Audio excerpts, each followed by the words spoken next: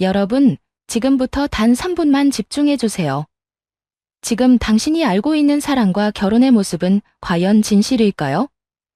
한 남자가 손에 쥔 작은 열쇠 하나가 모든 것을 무너뜨렸습니다. 사랑, 배신, 그리고 다시는 돌이킬 수 없는 진실. 이 이야기는 어쩌면 별표 당신의 이야기일지도 모릅니다. 별표. 지금 영상에서 그 진실을 마주해 보세요. 영상 내용의 모든 소유권은 본 채널에 있음을 알려드립니다. 만약에 본 내용으로 불편하게 만들면 댓글로 쌀쌀하게 알려주세요. 저희가 잘 읽고 수정하겠습니다. 많이 양보 부탁드리고 감사하겠습니다. 여러분, 지금부터 3분만 집중해 주십시오. 저는 지금부터 제 10년 결혼 생활의 마침표를 찍게 만든 작고 차가운 은색 열쇠 하나에 대한 이야기를 시작하려 합니다.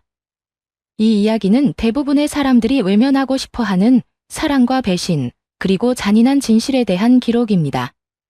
아마 당신의 이야기일 수도 있습니다. 10년 옛 짧지 않은 세월이었습니다. 저 민준에게 아내 수지는 세상의 전부였고 우리 사이의 사랑은 그 어떤 폭풍우에도 흔들리지 않을 견고한 성이라고 믿었습니다. 함께 작은 식당을 꾸려가며 새벽부터 밤늦게까지 땀 흘렸고 눈에 넣어도 아프지 않을 새아이를 낳아 키우며 우리는 누구보다 행복한 부부라고 그렇게 믿어 의심치 않았습니다. 식당의 고소한 음식 냄새, 아이들의 천진한 웃음소리, 그리고 아내의 따뜻한 미소. 그것이 제 세상의 전부였습니다. 하지만 언제부터였을까요? 아내의 미소에 아주 미세한 균열이 보이기 시작했습니다. 어느 날 저녁, 설거지를 하던 그녀가 뜬금없이 말했습니다. 민준 씨나 이제는 그냥 식당 주인, 애들 엄마로만 살고 싶지 않아. 그 목소리에는 제가 한 번도 들어본 적 없는 깊은 공허함이 담겨 있었습니다. 그녀는 잃어버린 자신을 찾고 싶다며 퍼스널 이미지 컨설팅이라는 낯선 이름의 과정을 듣고 싶다고 했습니다. 저는 의심 없이 그녀를 응원했습니다. 고단한 삶 속에서 자신의 꿈을 좇으려는 아내가 자랑스러웠으니까요. 그럼 당연히 해야지. 내가 더 열심히 일할게. 당신은 당신의 길을 찾아. 저는 그렇게 말하며 그녀를 꼭 안아주었습니다. 그날 이후 아내는 눈에 띄게 활기를 되찾았습니다. 하지만 이상하게도 그녀가 활기를 찾을수록 제 마음속에는 어두운 그림자가 드리워졌습니다. 그녀는 종종 혼자만의 생각에 잠겨 있었고 무언가에 홀린 사람처럼 낯선 멜로디를 흥얼거렸습니다. 제가 아는 어떤 노래도 아니었습니다. 슬프면서도 어딘가 기묘한 그 멜로디. 저는 그저 아내가 새로운 도전에 설레기 때문이라고 그렇게 생각하려 애썼습니다. 하지만 그날 밤, 그녀가 학원으로 떠난 후 텅 빈 집안에 홀로 남았을 때 그녀가 흥얼거리던 그 낯선 멜로디는 불길한 예언처럼 제 귓가를 맴돌았습니다. 그때는 미처 몰랐습니다. 그 멜로디가 우리 가정에 불어닥칠 거대한 폭풍의 전주곡이었다는 것을. 아내의 핸드폰. 한때는 가족의 웃음소리와 계획들로 가득 찼던 그 네모난 연결고리는 어느새 그 누구도 침범할 수 없는 견고한 요새가 되어버렸습니다. 그리고 저에게는 그 요새에 들어갈 암호가 없었습니다. 모든 것이 변했습니다. 그녀는 잠자리에 들 때조차 핸드폰을 머리맡에 두었고 화장실에 갈 때도 손에서 놓지 않았습니다. 화면은 늘 바닥을 향해 엎어져 있었고 제가 가까이 다가가기만 해도 어깨를 움츠리며 화면을 가렸죠. 이게 정상일까요? 저는 스스로에게 몇 번이고 물었습니다. 새로운 공부가 힘든 거겠지. 내가 너무 예민한 걸 거야. 그렇게 수백 번을 되뇌며 불안감을 억눌렀지만 제 직감은 끊임없이 경고 신호를 보내고 있었습니다. 변화는 핸드폰에만 그치지 않았습니다. 옷장 구석에는 제가 본 적 없는 명품 브랜드의 쇼핑백이 쥐죽은 듯 숨어 있었고 아내의 몸에서는 제가 알던 비누 향 대신 머스크와 정체 모를 꽃이 뒤섞인 무겁고 관능적인 향수 냄새가 났습니다. 그 향기는 우리 집에 속한 것이 아니었습니다. 마치 외부 세계의 흔적을 보란 듯이 묻혀와 이곳은 더 이상 당신만의 공간이 아니야 라고 선언하는 것만 같았습니다. 그 낯선 향이 코끝을 스칠 때마다 저는 보이지 않는 누군가가 제 공간을 침범한 듯한 불쾌감에 몸서리쳤습니다. 결국 끓어오르는 의심을 참지 못하고 어느 날 저녁 식탁에서 입을 열었습니다. 아이들의 제잘거림과 TV 소음으로 어수선한 틈을 타 저는 최대한 아무렇지 않은 척 농담처럼 말을 던졌습니다. 요즘 많이 바쁜가 봐. 누구랑 그렇게 메시지를 주고받아. 혹시 수강생 중에 연예인이라도 있어? 순간 수진의 얼굴이 얼음장처럼 굳어졌습니다. 그녀는 숟가락을 내려놓으며 날카롭게 쏘아붙였습니다. 일 얘기야. 당신이 내 일, 시시콜콜 다 알아야 해? 칼날 같은 침묵이 식탁에 내려앉았습니다. 아이들마저 어색한 공기를 느꼈는지 눈치를 보며 숟가락질을 멈췄죠. 저는 더 이상 아무 말도 할 수 없었습니다. 그녀는 우리 사이에 완벽한 벽을 세웠습니다. 당신이 모르는 나, 당신이 침범할 수 없는 나의 세계라는 이름의 투명하지만 견고한 벽을. 그날 밤 저는 거실에서 그녀가 아무렇게나 던져둔 핸드백에 발이 걸려 넘어질 뻔했습니다. 짜증스럽게 가방을 집어드는 순간 차갑고 작은 금속성의 물체가 바닥으로 쨍 하는 맑은 소리를 내며 떨어졌습니다. 손바닥 위에 올려놓은 것은 낯선 은색 열쇠였습니다. 집 열쇠도, 차 열쇠도, 식당 열쇠도 아니었죠. 작고 섬세한 덩굴무늬가 새겨진 마치 비밀스러운 보석함을 여는 데나 쓰일 법한 열쇠. 잠시 후 샤워를 마치고 나온 수진에게 열쇠를 보여주며 묻자 그녀는 제 손에서 열쇠를 낚아채며 믿을 수 없을 만큼 무심하게 대답했습니다. 아, 그거. 아카데미 사물함 열쇠야. 새로 받았어. 너무나 빠르고 간결한 대답. 하지만 저는 놓치지 않았습니다. 그녀의 눈빛이 찰나의 순간 아주 미세하게 흔들렸다는 것을.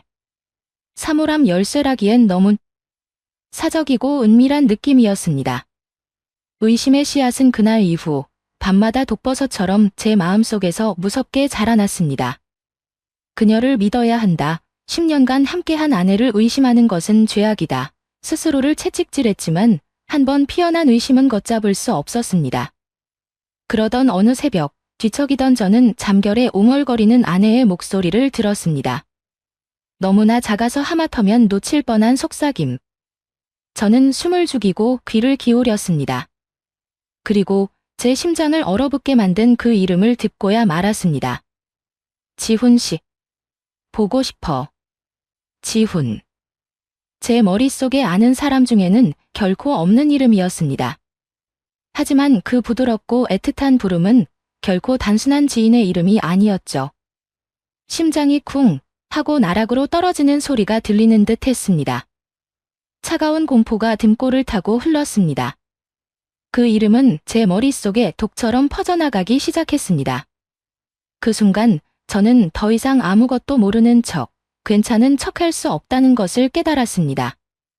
의심은 이제 확신이 되어 제 모든 것을 집어삼키려 하고 있었습니다. 사람들은 말합니다. 진실이 너를 자유롭게 하리라고.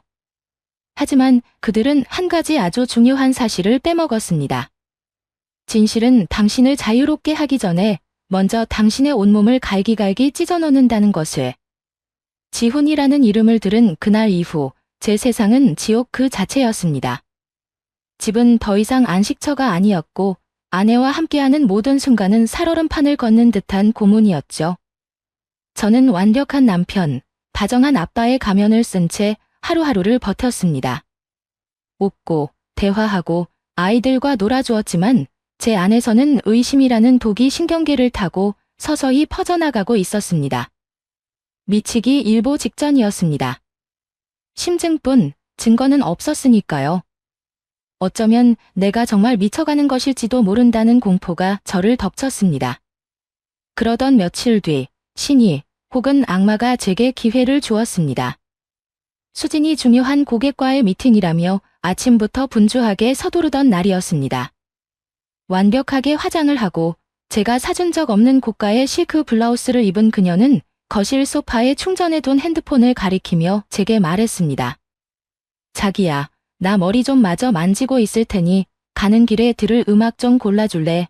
그리고 그녀는 단 한순간의 망설임도 없이 비밀번호를 알려주었습니다. 그녀의 생일, 한때 세상에서 가장 사랑스러웠던 4개의 숫자가 이제는 비수가 되어 제 가슴을 찔렀습니다. 심장이 미친 듯이 뛰기 시작했습니다. 온몸에 피가 손끝으로 몰리는 느낌. 거실에는 아이들이 떠드는 소리, TV에서 나오는 만화 주제가가 흘렀지만 제 귀에는 오직 제 심장 소리만 들리는 듯 했습니다. 저는 떨리는 손가락으로 잠금을 해제했습니다. 그리고 그녀의 말대로 음악 앱을 찾는 척하며 몇 번의 망설임 끝에 메시지 앱 아이콘을 눌렀습니다. 마지막 희망이었을까요? 메시지함은 놀라울 정도로 깨끗했습니다. 가족, 친구, 그리고 학원 단체 대화방이 전부였죠. 안도해야 할까? 하지만 제 직감은 제 안의 도살인 악마는 속삭였습니다. 이게 끝이 아닐 거야. 더 깊이 들어가 봐. 저는 홀린 듯 최근 삭제된 한목 폴더를 열었습니다. 그리고 그곳에서 저는 판도라의 상자를 열고 말았습니다. 수십, 아니 수백 개의 삭제된 메시지들이 거기에 있었습니다. KJH라는 이니셜로 저장된 남자. 강지훈. 그놈이었습니다. 저는 숨을 멈춘 채 화면을 스크롤했습니다. 그들의 추악한 역사가 고스란히 담겨 있었죠. 처음에는 학원 수업에 대한 평범한 대화로 시작했습니다. 하지만 얼마 지나지 않아 대화는 노골적으로 변해갔습니다. 수진 씨의 재능은 이런 작은 식당에 썩히기엔 너무 아까워요. 지훈 씨는 남편이 절대 모르는 제 진짜 모습을 봐주는 것 같아요. 점점 더 깊어졌습니다.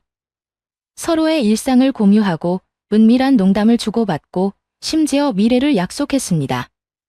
심장이 바닥으로 곤두박질 치는 것을 느꼈습니다. 스크롤을 내릴수록 메시지는 더욱 대담하고 뜨거워졌습니다. 어젯밤 당신의 향기가 아직도 내 머리칼에 남아있어. 미치겠어. 지금 당장이라도 당신 곁으로 달려가고 싶어. 그 사람만 없다면? 우리만의 공간, 그 은색 열쇠를 볼 때마다 당신이 떠올라. 빨리 보고 싶다. 은색 열쇠. 머릿속에서 무언가 쨍하고 깨지는 소리가 났습니다. 아카데미 사물함 열쇠라던 그녀의 새빨간 거짓말. 그들의 미래를 위한 공간의 열쇠였던 겁니다. 배신감에 눈앞이 하얗게 변했습니다. 속이 울렁거리고 확고역질이 올라왔습니다. 손에서 힘이 풀리며 핸드폰이 바닥으로 툭 떨어졌습니다. 저는 비틀거리다 그대로 거실 바닥에 주저앉았습니다. 온몸에 피가 빠져나가는 느낌. 10년의 세월, 우리의 사랑, 아이들의 웃음소리, 그 모든 것이 한순간에 제가 되어버렸습니다. 그때였습니다. 자기야, 음악 찾았어. 천사 같은 미소를 지으며 수진이 방에서 걸어 나왔습니다. 저는 그녀의 얼굴을 제대로 쳐다볼 수 없었습니다. 내 얼굴이 어떻게 보일지, 내 눈빛이 얼마나 무너져 있을지 두려웠기 때문입니다. 저는 필사적으로 표정을 갈무리했습니다. 제 인생 최고의 연기였습니다. 바닥에 떨어진 핸드폰을 집어들고 아무렇지 않은 척 세상에서 가장 역겨운 미소를 지어 보이며 그녀에게 건넸습니다. 응, 여기. 당신이 좋아할 만한 걸로 골라놨어. 수지는 제 얼굴에서 아무것도 잊지 못한 듯 해맑게 웃으며 핸드폰을 받아 들었습니다. 그녀는 제 뺨에 가볍게 입을 맞추고 다녀올게 라는 말을 남긴 채 현관문을 나섰습니다. 그녀가 뿌린 낯선 향수 냄새가 텅 빈 거실에 역겹게 남았습니다. 문이 닫히는 소리가 들리고 나서야 저는 참았던 숨을 토해냈습니다. 무너진 몸을 일으킬 수 없었습니다. 분노와 슬픔이 온몸을 잠식했습니다. 하지만 이걸로는 부족했습니다. 메시지 따위는 얼마든지 변명할 수 있습니다. 오해라고, 장난이었다고 둘러댈 수도 있겠죠. 저는 이것보다 더 확실한, 그녀가 절대로 빠져나갈 수 없는 명백한 증거가 필요했습니다. 그녀의 거짓말을 산산조각 낼 돌이킬 수 없는 증거가. 그래요. 제 두 눈으로 직접 확인해야만 했습니다. 그날 밤 저는 더 이상 사랑하는 남편이 아니었습니다. 저는 거짓으로 지어진 그들만의 세계를 떠도는 유령이자 심판을 준비하는 사냥꾼이었습니다. 들끓던 분노와 슬픔은 차갑게 식어 이제는 오직 하나의 목표만을 향한 냉정한 결심으로 변해 있었죠. 메시지는 변명할 수 있지만 눈앞에 펼쳐진 현실은 그 무엇으로도 부정할 수 없을 테니까요. 며칠 후 수지는 기다렸다는 듯이 완벽한 기회를 제공했습니다. 그녀는 반짝이는 눈으로 제게 말했습니다. 자기야, 이번 주말에 교회에서 1박 2일로 심화 워크숍이 잡혔어. 중요한 과정이라 꼭 참석해야 해. 그녀의 목소리는 한치의 떨림도 없었고 그 완벽한 연기에 온몸에 소름이 돋았습니다. 저는 얼음장 같은 심장을 가면 뒤에 숨긴 채 세상에서 가장 자상한 남편의 얼굴로 미소 지었습니다. 그럼 당연히 가야지. 당신 꿈을 위한 건데? 내가 아이들은 잘 돌보고 있을게.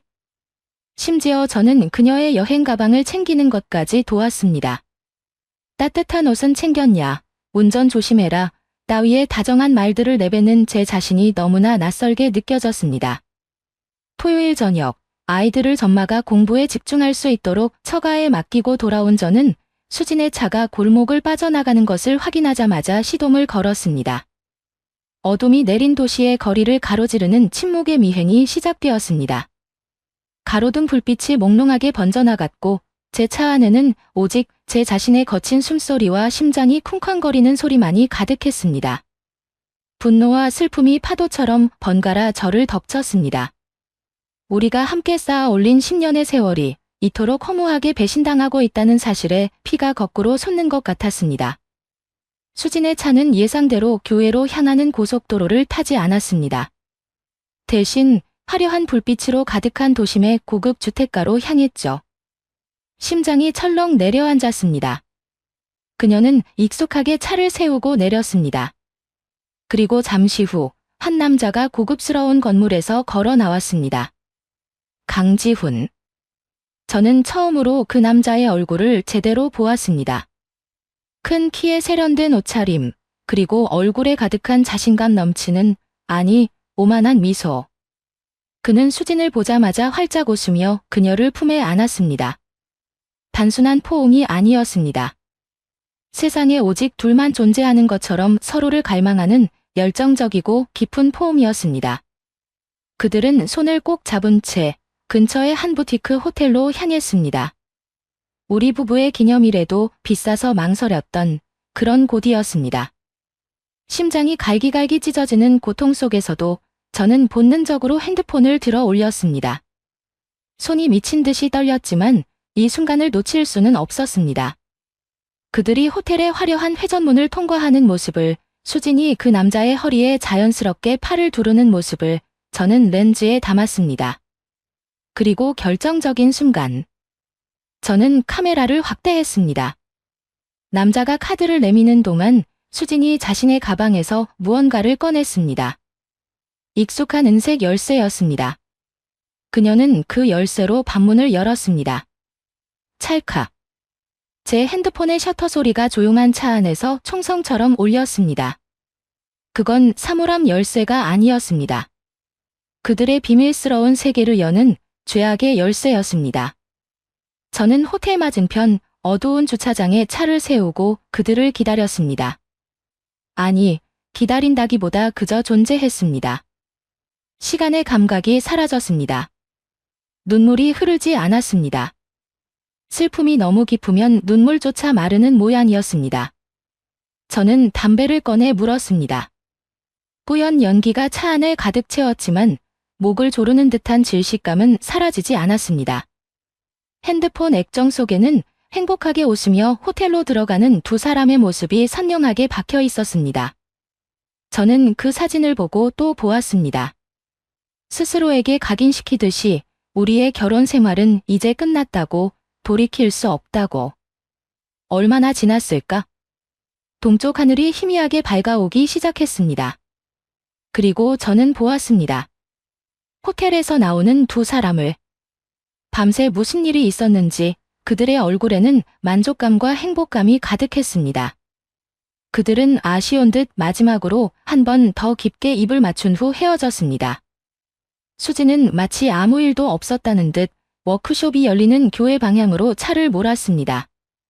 완벽한 알리바이를 만들기 위해서였겠죠. 그 모습을 보는 순간 제 안에 남아있던 마지막 희망의 불씨가 완전히 꺼져버렸습니다.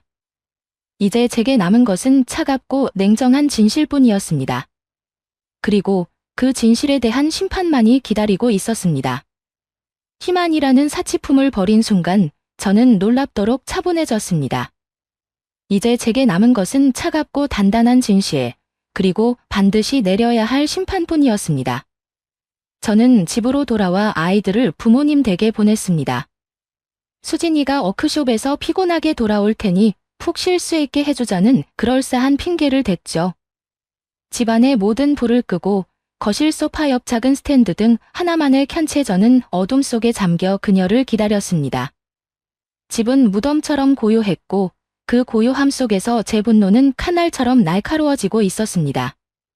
얼마 지나지 않아 현관문 도어록 해제 소리가 들리고 곧이어 수진의 명랑한 목소리가 울려 퍼졌습니다. 다녀왔어. 자기, 왜 이렇게 어둡게 있어? 애들은. 그녀는 피곤하지만 만족스러운 기색으로 한 손에는 유명 베이커리의 쇼핑백을 들고 있었습니다. 제가 좋아하는 케이크였습니다. 역겨웠습니다. 나는 천천히 고개를 들어 그녀를 보았습니다. 왔어, 수진아. 제 목소리는 소름 끼칠 정도로 차분했습니다. 워크숍은 어땠어? 많이 배우고 왔나? 제 목소리와 어두운 집안 분위기에 그녀는 순간 당황한 기색이었지만 이내 자연스럽게 미소를 지으며 가방을 내려놓았습니다. 그럼. 정말 대단했어. 마지막 날이라 교수님들이랑 뒤풀이도 하고. 정말 피곤하다. 그녀는 마치 준비된 대본을 읽는 배우처럼 잊지도 않았던 워크숍에 대해 유창하게 떠들어대기 시작했습니다.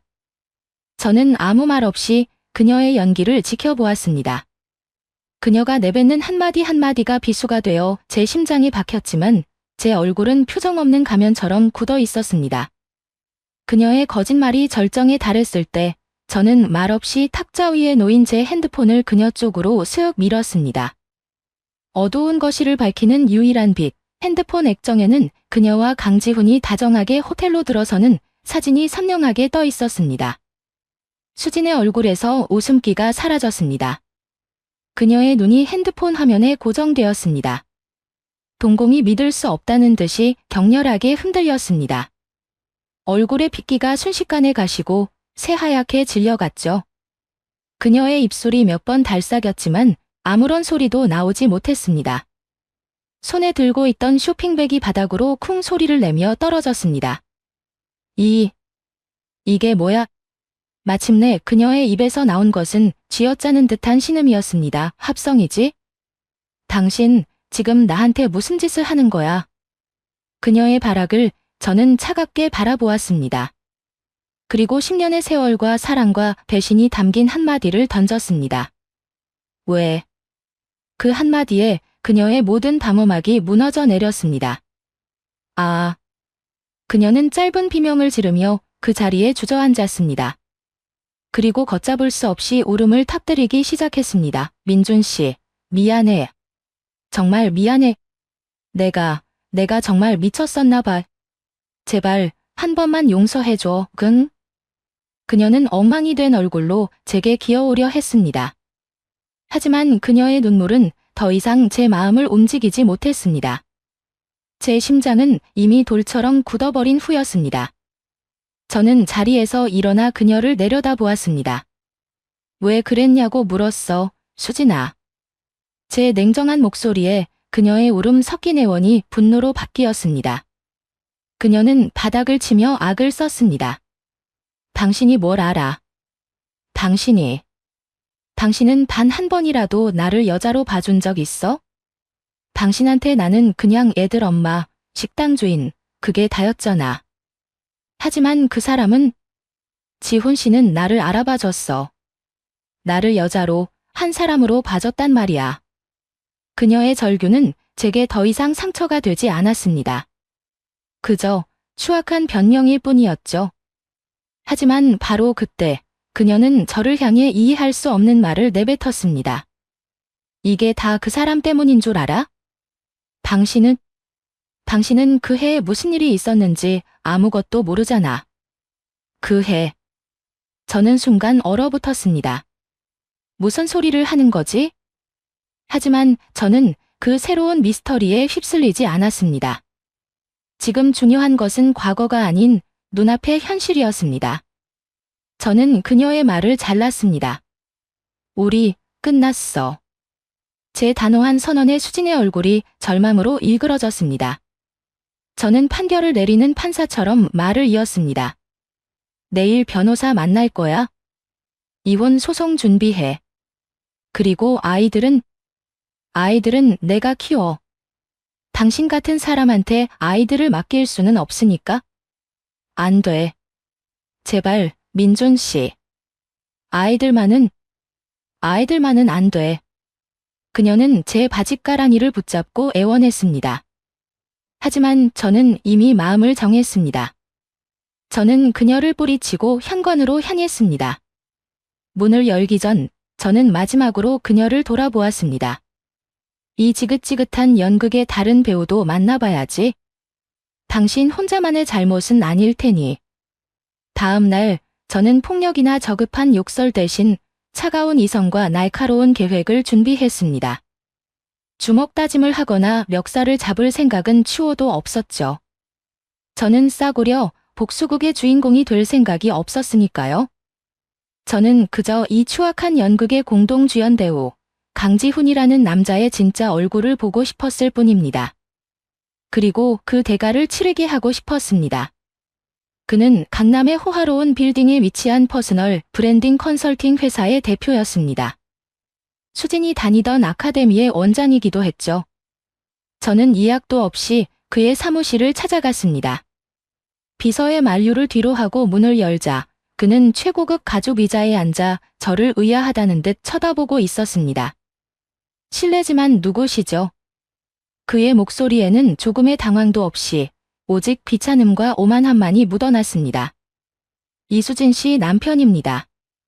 그제야 그의 얼굴에 흥미롭다는 미소가 떠올랐습니다. 저는 주먹 다짐을 혹은 비굴한 사과를 예상했습니다. 하지만 제가 마주한 것은 저를 위아래로 훑어보는 경멸 어린 시선과 비웃음이었습니다. 아, 그 능력 없는 남편분이시군요. 여기까지 어쩐 일이실까? 순간 머릿속에 이성의 끈이 끊어질 뻔했습니다. 하지만 저는 가까스로 분노를 억누르고 제 핸드폰을 꺼내 녹음 버튼을 눌렀습니다. 그리고 그의 책상 앞에 섰습니다. 당신이 한 짓에 대해 얘기하러 왔습니다. 그는 코웃음을 쳤습니다. 내가 한 짓, 수진 씨를 행복하게 해준 거? 당신이 못해준 걸 내가 해준 것뿐인데 문제 있나? 그는 의자 깊숙이 몸을 기대며 조롱을 이어갔습니다. 솔직히 말해줄까? 당신 같은 남자랑 사는 거 수진 씨한테는 지옥이었을 거야. 꿈도 없고 열정도 없고. 매일 식당 주방에 찌들어 사는 남자한테 어느 여자가 매력을 느끼겠어? 수진 씨는 더 큰 세상에서 빛나야 할 사람이야. 당신 같은 좁은 우물에 갇혀 있을 사람이 아니라고. 그의 한마디 한마디는 칼날이 되어 제 가슴을 후벼 팠습니다. 하지만 저는 표정을 바꾸지 않았습니다. 오히려 그를 도발했죠. 그래서 유부녀인 걸 알면서도 만났다는 겁니까? 가정을 파괴할 생각으로 의도적으로 접근했다. 이 말이군요. 파괴. 웃기지 마. 난 구원해 준 거야. 그리고 사랑의 국경은 없어도 유부녀 딱지 정도는 있을 수 있지? 안 그런가? 그는 마치 승리자처럼 웃었습니다. 바로 그때였습니다. 저는 준비해온 마지막 카드를 꺼냈습니다. 강지훈 씨, 지금 하신 말씀들 아주 잘 들었습니다. 아주 재미있네요. 저는 제 핸드폰 화면을 그에게 보여주었습니다. 화면에는 통화 녹음 앱이 선명하게 작동하고 있었죠. 이 대화, 지금 전부 녹음되고 있습니다. 제 변호사가 아주 좋아하겠군요. 유부녀인 걸 알면서도 의도적으로 접근해 가정을 파탄에 이르게 했다는 당신의 자백, 아주 귀중한 증거가 될 겁니다. 순간 그의 얼굴에서 미소가 사라졌습니다. 자신만만하던 그의 눈빛이 공포로 흔들리기 시작했습니다. 너 지금 뭐 하는 짓이야? 소송을 준비하고 있습니다. 저는 차갑게 말했습니다. 상간남 위자료 청구 소송 말입니다. 당신이 수진 씨에게 사준 선물들, 함께 호텔에 드나든 기록, 그리고 방금 당신의 입으로 직접 자백한 이 녹음 파일까지. 당신의 사회적 지위와 명성에 아주 큰 도움이 될 겁니다. 아, 당신 회사의 다른 수강생들도 아주 흥미로워하겠네요. 유부녀 전문 컨설턴트라는 새로운 타이틀이 생길지도 모르고요. 그의 얼굴은 새하얗게 질려 있었습니다. 그는 자리에서 벌떡 일어나 소리쳤지만 그의 목소리는 더 이상 위협적이지 않았습니다. 그저 공포에 질린 패배자의 발악일 뿐이었죠. 저는 더 이상 그와 대화할 가치를 느끼지 못했습니다. 그의 사무실을 나오며 저는 마지막 말을 남겼습니다. 법정에서 봅시다. 사무실을 빠져나오자 다리에 힘이 풀렸습니다. 통쾌하지 않았습니다. 그저 깊은 허무함만이 저를 덮쳤습니다. 하지만 저는 비로소 제가 앞으로 무엇을 해야 할지 정확히 알게 되었습니다. 이제 이 지긋지긋한 복수극을 끝내고 제 아이들과 저의 삶을 되찾아야 할 시간이었습니다. 그래서 모든 것이 폭풍처럼 지나갔습니다. 사람들은 흔히 시간이 모든 상처를 아물게 한다고 말하지만 그건 새빨간 거짓말입니다. 시간은 아무것도 치유하지 않습니다. 그저 지워지지 않는 흉터를 가슴에 품고도 아무렇지 않은 척 살아가는 요령을 가르쳐줄 뿐이죠. 결정적인 증거들 앞에서 서연은 더는 저항하지 않았습니다. 아니, 저항할 힘조차 남아있지 않은 듯 보였습니다. 그녀는 아이들의 양육권마저 다투지 않고 마치 오래된 외투를 벗어던지듯 모든 것을 포기한 채 안개 속으로 사라지듯 도시를 떠났습니다. 홀로 남은 저는 그들의 찬란했던 사랑이 시작되었던 작은 레스토랑 라 스텔라의 문을 닫았습니다. 아이들의 손에는 익숙한 장난감이, 제 손에는 차가운 운전대가 들려 있었죠.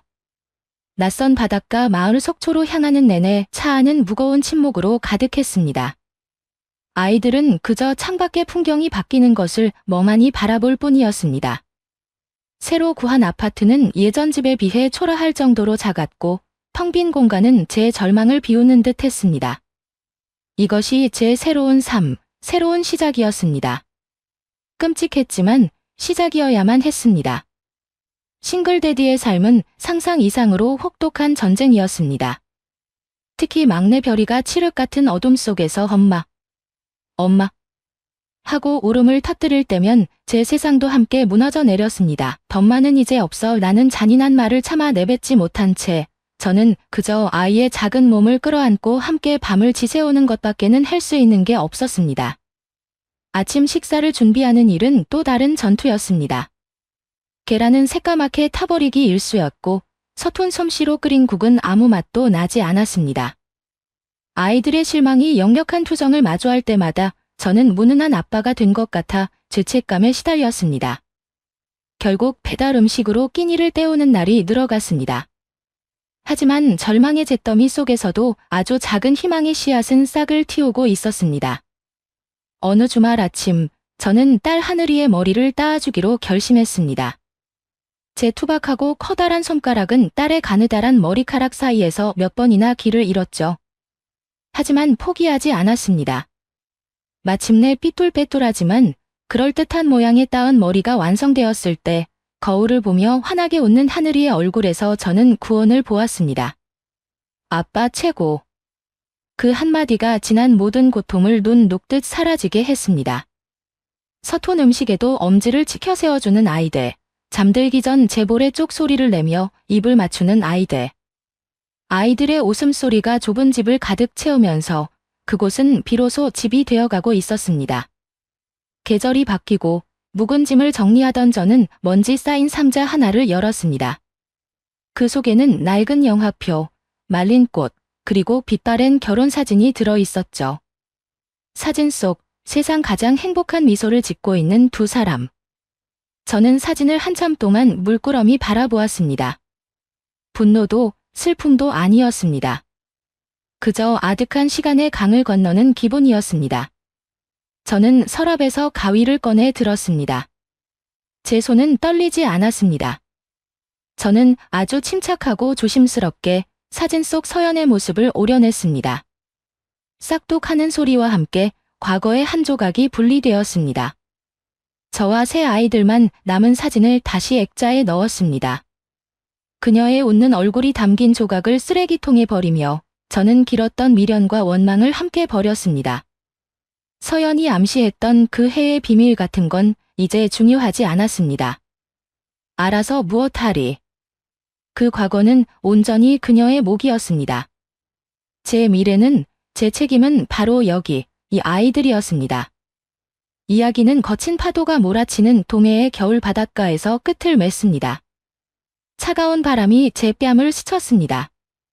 저는 주머니에서 손때 묻은 낡은 나침반 하나를 꺼냈습니다.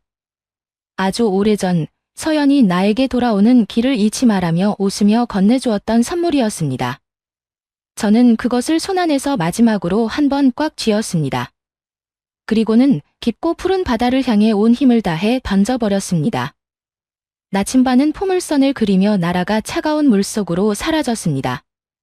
이제 제게 방향을 알려줄 이정표는 필요 없었습니다.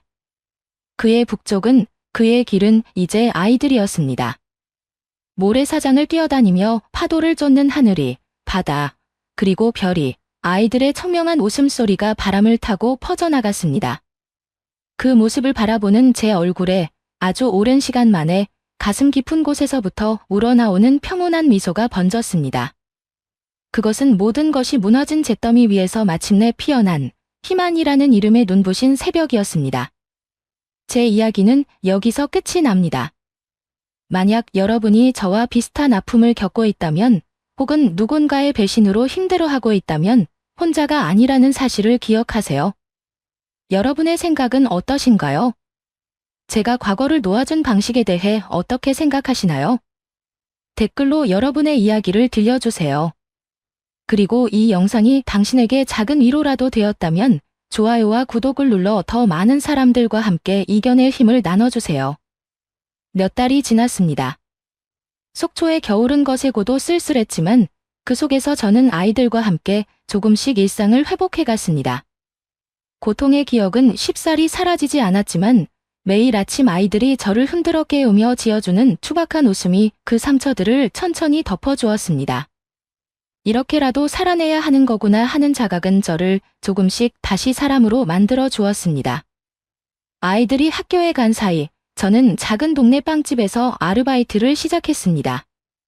한때 레스토랑을 운영했던 경력이 도움이 되었고 사장님은 저에게 반죽을 맡기며 전적으로 신뢰해 주었습니다. 익숙했던 향기, 뜨거운 오븐 앞에서 흘리는 땀이 다시금 제 삶의 의미를 되찾아 주었습니다. 물론 식당을 다시 열 생각은 아직 없었습니다. 욕심을 부리기보단 지금 제게 주어진 하루하루를 잘 살아내는 것, 그것이 먼저였으니까요. 어느 날 딸 하늘이가 학교에서 돌아오며 제 손에 잡고 낡은 일기장을 건넸습니다. 아빠, 이거 학교에서 글쓰기 숙제로 썼는데 상 받았어. 아이의 손글씨로 채워진 종이에는 우리 아빠는 슈퍼맨이다라는 제목이 적혀 있었습니다. 비록 날마다 힘들어 보이고 밥도 자주 태우고 양말도 뒤집어 신지만 아빠는 자신과 동생들을 세상에서 가장 사랑한다고 적혀 있었습니다. 저는 그 글을 읽다 눈물이 멈추지 않았습니다. 아무도 몰라줘도 괜찮았습니다. 적어도 제 아이들은 제가 끝까지 포기하지 않았다는 사실을 알고 있었으니까요. 그리고 또 어느 날 동네 도서관에서 열린 싱글 데디 모임에 참석하게 되었습니다. 처음에는 어색했지만 같은 상황에서 아파하고 회복해가는 사람들과의 대화는 제게 뜻밖의 위로와 용기를 안겨주었습니다. 그곳에서 한 여성과 인사를 나누게 되었습니다.